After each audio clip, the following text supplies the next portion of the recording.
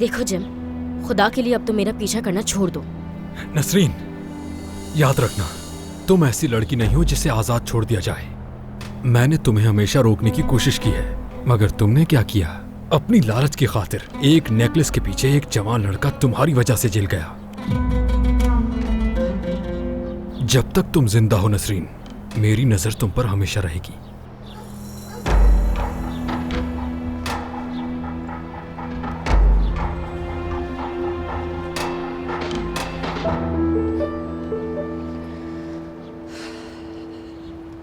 ये तो अच्छा है, मेरे पास अभी वैसे भी कोई काम नहीं है।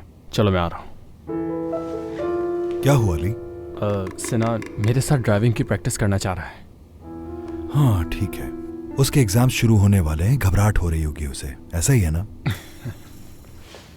हाँ, एक और बात, अगर आप नसरीन से आतिफ के मामले पर बात कर लें तो मुझे बताइएगा, फिर देखते हैं क्या करना है। देखते हैं उन्होंने आतिफ से क्या बात की है। आतिफ जैसे लोग हमारे आसपास घूमे मुझे बिल्कुल अच्छा नहीं लगता। जी बिल्कुल। हाँ अली, सुनो जरा,